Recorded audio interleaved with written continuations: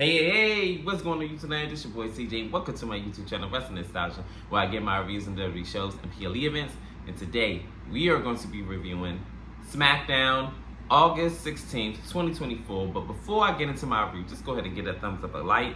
Helps push my video through the algorithm. Without further ado, let's go ahead and get into SmackDown.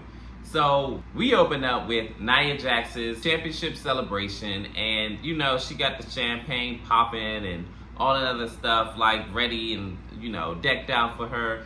And I'm trying to figure out, when did Nia Jax like unicorns? Like, but anyways, Tiffany Stratton introduces Nia Jax, the new women's champion. And she comes out, of course, entrance fit for a queen. And she's carried out with her, I guess, servants, if you want to call them that.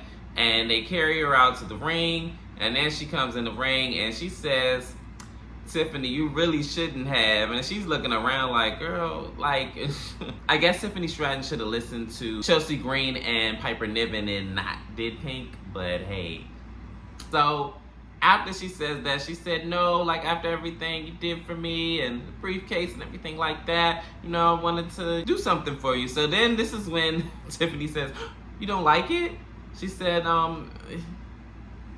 it's not really my style, you know, dominating and crushing and destroying stuff is more my style. And I'm all like, I guess, girl. So, this is when Nia Jax says that, just like I destroyed and crushed Bayley, and I told everybody that I was going to take that championship off her, and I did. So every girl in the back better bow down to the queen, starting with you, Tiffany. And I was like, oh, dang.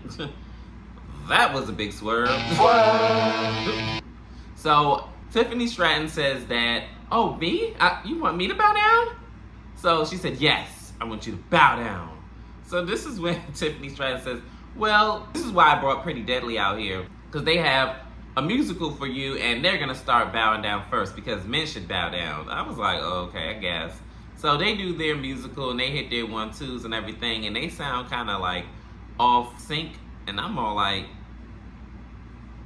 am I the only one to notice that? Like, they could have did a lot better than that. But anyways, this is when Michi comes out and, of course, crashes Nia Jax's championship celebration with the kendo stick. And she's just, like, swinging for the fences and everything like that. And this is when she even hit not just Pretty Deadly, but Nia Jax as well. Like, after Nia Jax put her, like, on her shoulders, it looked like she was going to power slam her. But she wound up getting up out of her hands.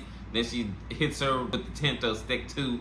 And then she winds up hitting Pretty Deadly as well. I'm not gonna lie, they could have kept this. I wish my prediction would have came true and had Charlotte Flair crash Nia Jax's championship celebration.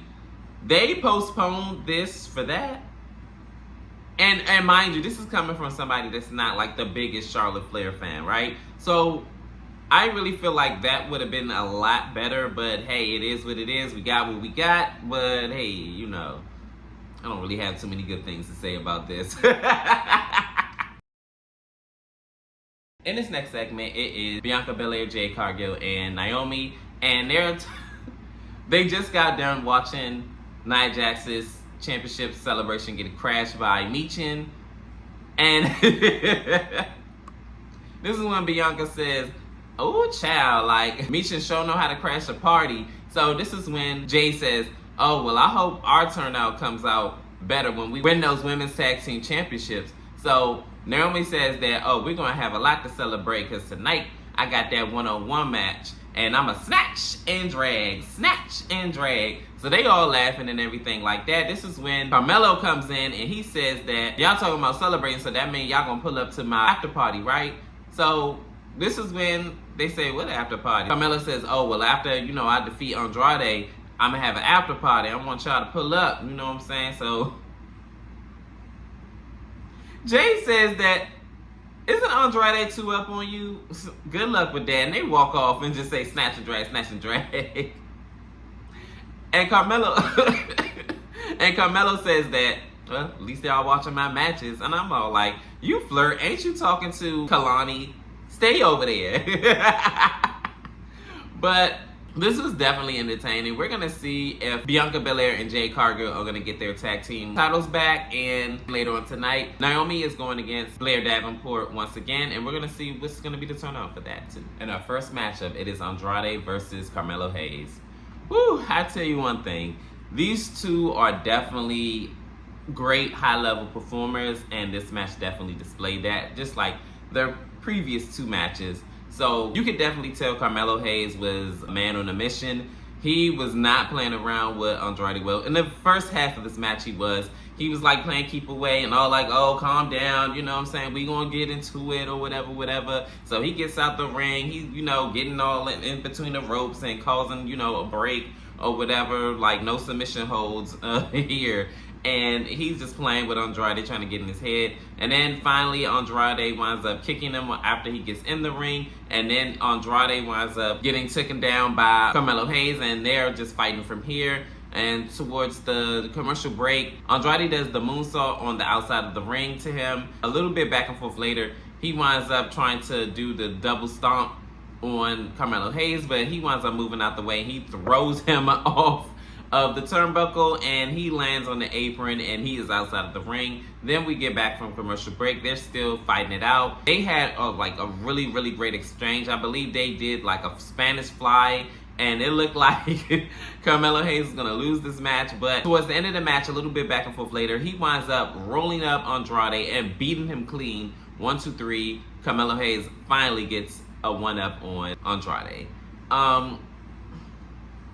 Then after the match, Carmelo Hayes is gloating and talking about yeah, referee, put my hand up in front of this man. Yeah, I told you I was going to beat you. Like, he is just going on a tangent. And Andrade is trying to get out the ring. He said, no, because you need to stay here and just face the music. And whatever the hell he was saying to him. So then this is when they wind up getting the fisticuffs, and they just fighting it out, just swinging for the fences, and they just going back and forth from here. I tell you one thing, Andrade is definitely not a pushover. And with these two personalities, I wouldn't mind seeing them go again, honestly. And I'm not a fan of rematches, but at least if we're going to do rematches, let it be two people that actually have chemistry in the ring and I actually want to see. So with these two, I'm definitely here for it. And if they have a third, fourth, fifth, sixth match or whatever, I'm okay. Just make it entertaining. And maybe like the next match, if they're going to have a rematch, which they definitely are, let's have a stipulation, a gimmick match. Like, I wouldn't mind that. Even if it's a ladder or, winner gets $10,000 or a steel cage or anything, I don't care. Just make it a stipulation, because a street fight match, hey, anything. Just make it entertaining. In this next matchup, it is Naomi versus Blair Davenport in Naomi's hometown. This definitely didn't go the way that I thought it was, but Naomi and Blair Davenport start off with a shoving match, and then they ended up like going into fisticuffs where Naomi wins this exchange. And then they kind of go back and forth from here. Naomi is dominating majority of the first half of this match. She even dives out on Blair Davenport in this match and laying her out. And I believe she did like the crossbody and got like a near count. And then on the second half of this match, Blair Davenport gets some offense in. And towards the end of the match, Blair Davenport winds up doing a stomp to Naomi when she was trying to go for her split leg moonsault. But Blair seen it coming, and she winds up doing the double leg stomp. And then she winds up doing a knee to the face, and then 1, 2, 3. Blair Davenport pins Naomi, a former world champion, in her own hometown. That is a big deal, and like I said, I didn't think that it was going to go this way. Naomi is definitely, whether you like her or not, she definitely is one of the best pure athletes in WWE today on the SmackDown roster, and she definitely is an asset. Definitely glad to see her back, but I'm not going to lie, I want her to win some championships. I don't care. She deserves better, and she needs to be treated better. She's a star, so she needs to be treated as such. But big win for Blair Davenport. Hopefully, we see greener pastures in her future, and we're going to see where Blair Davenport is cooking up, and we're going to see what's going to happen with Naomi as well. In this next matchup, it is KO versus Grayson Waller. This match started off already like hot and heavy, where Kevin Owens is like swinging for the fences, and he is beating Grayson Waller in the corner like relentlessly, and he's just beating him down. And then he tries to go for the senton. I think he was trying to go for like the rolling senton, But Grayson Waller winds up like rolling out the ring, and then from there they like fighting it out, and they're having like a little bit back and forth. But with the distraction of Austin Theory, Grayson Waller winds up getting the unfair advantage and wind up clotheslining KO, and then he's all in the audience and yeah, and all this other stuff. So from behind, this is when KO winds up taking him from outside of the barricade to the inside, and then he winds up clotheslining Austin Theory. Back in the ring a little bit back and forth later, he winds up stunnering and doing the pump up powerbomb on Grayson Waller. And 1, 2, 3, he wins this match. And I know in the inside of his mind, while he was all stomping him and kicking him and all that other stuff, I know he was just thinking, oh, easy dub, huh? Easy dub. So he is not done here. He winds up throwing him out of the ring, and it looks like he's going to do the pump-up powerbomb on the ring apron, but Austin Theory winds up stomping him. He winds up beating up KO and then putting him back in the ring. They wind up getting steel chairs, Austin Theory and Grayson Waller does, but Cody Rhodes comes out and saves the day and winds up getting the chairs, and they wind up hitting them on Grayson Waller and Austin Theory and sent them out of there. And this leaves Cody Rhodes and KO in the ring. Kevin Owens wound up picking up Cody Rhodes' championship, and he reluctantly gave it back to him, but kind of like, yeah, you're going to have that for now.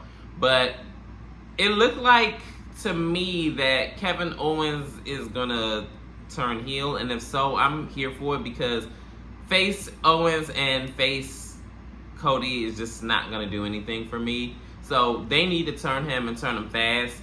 It looks like to me, after this new aggressive, super aggressive side of Kevin Owens, he's not playing any games. And I can't help but get the feeling that this kind of gives me Swerve Strickland versus Will Ospreay. Where it's like, it's hard to take them seriously because we know they're real life friends outside of here. And even though Swerve Strickland wind up like turning it up a notch a little bit and trying to make it more serious as possible, it's just like, we know y'all bros. I just were on podcast together 2 weeks ago. Come on, stop playing so much. But we're going to see what's going to happen between Kevin Owens and Cody Rhodes in the upcoming weeks before the Bash in Berlin for their WWE Undisputed Championship match in a few weeks' time. In this next segment, it is LA Knight, the United States Champion, and Logan Paul, hate to see him coming. Anyways, he makes his entrance and he says that, oh gosh, what a boring dinner that looked like. Because basically in the segment prior, Santos Escobar had like a family dinner and he was talking about how, oh, we need to not forget who we are, and you know, we need to take back the division and everything like that. And he basically says that he's talking about how we need to not forget who we are, but Santos may forget where he is. I was like, after he done beating him up, I said, wow. I tell you one thing, Santos would hate to see him coming. So, make a long story short, next week, mind you, they're going to be in Washington, D.C., where I reside, and unfortunately, I'm not going to be there, but I'm definitely going to be watching. And he says that in the nation's capital, all he's going to hear is still your United States champion, with everybody saying, LA Knight, yeah. I know one thing. I think Santos is going to be in for a rude awakening. He's definitely going to be in for the fight of his life. But we're going to see what's going to happen next week in Washington, D.C. when LA Knight defends his United States Championship. And we're going to see if Santos Escobar is truly ready for LA Knight. In this next segment, it is Michin, and she's coming out of Nick's office. And she is greeted by Chelsea Green and Piper Niven. And they say, oh, thank you for ruining that championship celebration of Nia Jax. We were going to go out there and do what you did, but, you know, it was too much fun to watch like a car crash. And I remember early in the conversation, she said that, Mimi, can I call you Mimi? She said, no. So this is when Michin says, oh, well, it's a good thing you didn't, because I actually got a women's championship match against Nia Jax. Yeah. And I was like, ooh. This is when Chelsea Green said, no. She said, Nicholas. I was like, what? And it was the way she just stomped like a little girl. Like her whole heart dropped. Like, no, that wasn't supposed to happen. Yo, you would hate to see Chelsea Green coming. So she goes into Nick's office and Michin says, sorry, but not really. So this is where she's attacked from behind by Nia Jax and lays her out. So Nick hears the commotion. He comes out and he says, "Nia, in my office now. Stop that." She says, "She just ruined my championship celebration." He said, "No." So she goes in off. She said, "You know what? Whatever." So this is where the segment ends. It's going to be very interesting to see how this championship match is going to go and when exactly it's going to happen. I kind of doubt it's going to happen at Bash in Berlin, but either way, Michin is definitely a formidable opponent, and she is not one to snooze on, contrary to belief. And we're going to see what she's going to bring and when exactly she's going to get her championship match. Probably find out later tonight. In our next matchup, it is a tag team championship #1 contender match between DIY versus the Street Profits. So in the first half of this match, they're just filling each other out, doing like chain wrestling and like going back and forth, mat moves and like submission and all that other stuff. And this goes on for I want to say, the first half of this match. And then this is where everything kind of breaks down from there, where the Street Profits are at the clear advantage. And then the second half of this match, this is when DIY gets more offense in, and Johnny Wrestling, I believe it was, he wound up holding his own and beating up both members of the Street Profits. And I believe they took advantage. I believe they had the advantage in this match in the second half all the way up into the commercial break. After the commercial break, it was a little bit more even. But towards the end of the match, it looked like DIY was going to win. They tried to do the fairy tale ending on top of a super kick. And 1-2, Dawkins kicks out. So then this is when Johnny Wrestling tries to do the spear through the ropes. But he winds up getting caught into a spinning double arm chicken wing suplex type maneuver. So then this is when he winds up tagging in Montez Ford, and he had Johnny Wrestling on his shoulders, and then Montez Ford hits a super blockbuster, and 1, 2, 3. They are the new #1 contenders for the tag team championships, which are held by the Bloodline. Whew, this was actually a classic. This was a really, really, really good tag team match. I definitely would recommend watching this. It definitely been a long time coming for the Street Profits to get their comeuppance and get a #1 contender match for the tag team titles. They've been kind of out of like the loop for quite a while now, and it's about time to see what they have in the tank for the tag team division. And finally, we are here at our main event segment. It is Solo Sikoa calling out Roman Reigns. So he does his whole stick once again of Florida acknowledge me. So of course they don't. They're not gonna acknowledge you. You're not Roman. You're not him. You are not him. You are not him. No. So he says, "Oh, so you don't want to acknowledge me? Well, I know who gonna come out here and acknowledge me. That's Roman Reigns. So if you want this necklace, come and take it from me." So Roman Reigns winds up coming out, and if this doesn't reek of ambush setup vibes, I don't know what does. They have a stare off. Solo Sikoa winds up giving the necklace to Tama Tonga, and he steps aside. So they wind up, getting into fisticuffs, and Roman Reigns is winning this exchange until Tama Tonga wind up sneak attacking Roman.